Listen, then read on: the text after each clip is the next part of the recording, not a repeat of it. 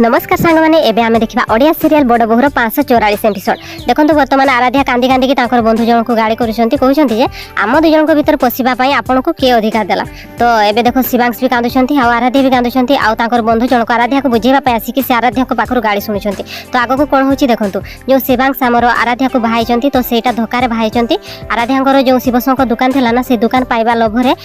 शिवांश आराध्या को प्रेम करी विवाह करथिले से कथा आराध्या जानि परिछंती एवं शिवांश को गाड़ी करछंती। शिवांश को गाड़ी करथला बेले तांकर बंधु जनक मझरे आसीबार तांको भी आराध्या गाड़ी करछंती किंतु तांकर बंधु जनक टिके धीरे को कहि कि जाय कि कबाट बंद कर दैछंती काहे कि ना आराध्याଙ୍କର जो जेजेमा बहुत बयस हो जायछि तांकर जदी ए कथा सुनिबे तो आराध्याଙ୍କର जेजेमा को किछि भी हेजो बोली तांकर बंधु जनक कहिसंती। बंधु जनक कहिसंती जे टिके भाबि कि देखो जदी ए कथा जानती तुमरो जेजेमा शिवांश आत्मको धोखा देकी विवाह करिछि शिवशंकर दुकान पाइबा लोभरे तो जेजेमाଙ୍କର अवस्था कोन हो। बंधु जनकर कथा अनुसार आराध्या भावनार पर जेजेमा पाखु चली गला आ कहितले जेजेमा मु जो ए सिंदूर लगैछि ए सिंदूर होछि मिछर सिंदूर मते जो शिवांश विवाह करछंती मते धोखा देकी विवाह करछंती केवल हमरो से शिवशंकर दुकान पाइबा लोभरे मते विवाह करछंती से मते भल पाउ नहांती केवल मते धोखा देकी ही विवाह करछंती। कथा जानला परे जेजेमा पूरा तांकु हार्ट अटैक चली आछि देखो जेजेमाଙ୍କର निश्वास बंधी जायछि तापरे आराध्या पूरा चिल्ले उठिसंती तापरे तांकर बंधु जन को कहिसंती ना मु एमिति करि पारबिनी जेजेमा को मु ए कथा कहि पारबिनी काहे कि ना जेजेमा ए सब कथा ए बयस रे सही पारबेनी जे तांकु किछि हेजबो ताले मु सही पारबिनी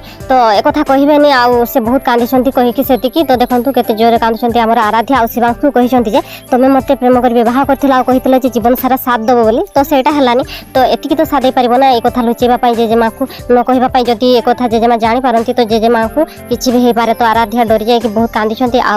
शिवांश को मध्ये कहिसंती मते ए कथा लुचेबा पई मोर सहाय्य करो। तो शिवांश कोन करबो शिवांश तो धोखा देछि से मिछ कहि तांको प्रेम कर विवाह करछि तो सतरे आराध्या को भल पांती कि नै शिवांश सेटा परे जणा पड़िबो। तो वर्तमान तो शिवांश भी कांदुछंती आराध्याଙ୍କର कांद देखि से भी कांदुछंती से भी सतरे बहुत दुख रे भांगी पडिछंती आ तांकर बंधु जनक भी देखो बहुत दुख रे होछंती। तो एबे कोन होबो देखंतु आराध्या तो कांदी कांदी कि शिवांश को रिक्वेस्ट करिछंती कि तुमे एई समय हेले मोर साथ दे दियो। तो आगो एपिसोड रे कोन होबो जानिबा पई वीडियो को कंटिन्यू वॉच करंतु। तो सेते पर्यंत रहिली नमस्कार बाय बाय टाटा।